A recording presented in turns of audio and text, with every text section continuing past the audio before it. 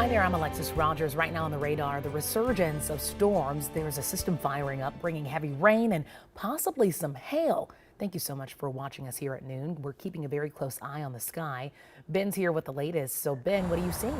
Well, most of the thunderstorms have stayed below severe limits this early afternoon, Alexis. That's the good news. But yes, some very heavy rain, lots of lightning, and certainly some rumbles, we'll just say, that's moving south and now east of the Twin Cities metro. This is that same frontal system which did generate some thunderstorms earlier this morning during the pre-dawn hours. And again, the heaviest stuff now crossing the river into Wisconsin, moving over parts of, looks like St. Croix and Pierce County. Nothing severe right now, and based on what we're seeing on radar, we're not seeing a whole lot of hail associated with these storms, nor are we seeing any wind, which is some good news. But certainly some dark clouds and lots of lightning and thunder on the leading edge of that system, which again is now pushing east of the Twin Cities. Still some lightning and thunder possible over the next couple of hours, and it looks like rain showers will be with us through the afternoon, and these showers could be heavy at times with temperatures hanging out in the mid to upper 50s. So additional storms through the afternoon.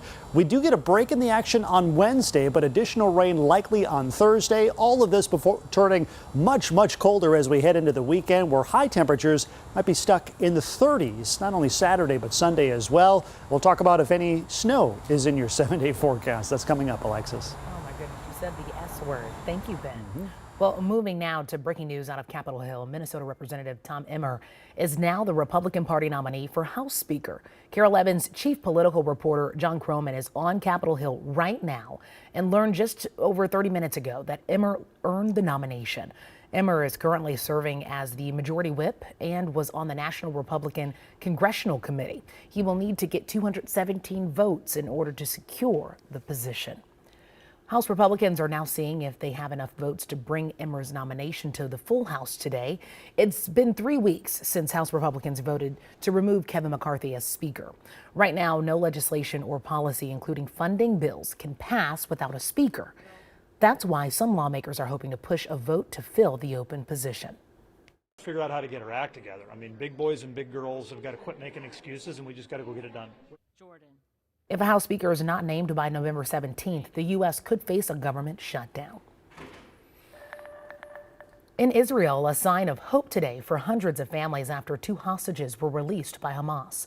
One of them says the abduction was a nightmare, but added that militants took care of her. NBC's Jay Gray shows us what comes next. Well, less than 24 hours after her release, we are hearing from an 85-year-old grandmother who was being held by Hamas. In fact, we saw as she was turned over to Israeli soldiers, she shook hands with her captors before leaving.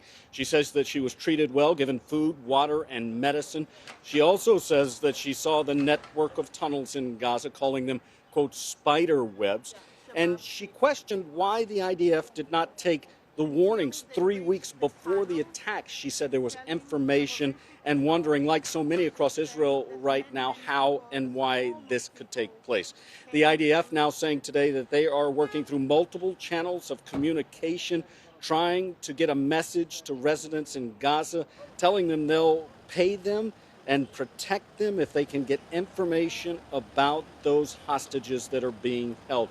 As for the aid moving into Gaza, we know that 54 aid trucks now have moved in over the last 3 days. No fuel is moving into the area. And the Palestinian Authority Ministry of Health says that hospitals are now at 150% of capacity. We know that many of those hospitals are running out of fuel.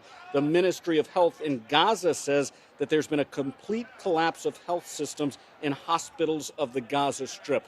The situation is dire. The UN says that fuel may be more important than food or water right now. Israel has countered and been steadfast in this, saying no fuel will enter the Gaza Strip as long as this war continues. That's the latest from here in Tel Aviv.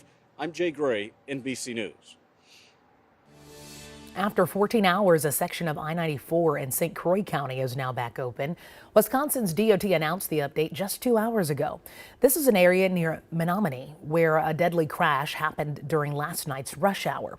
We've stopped this clip before the semi slams into the white truck, causing a chain reaction crash. 2 people died, 6 others were injured.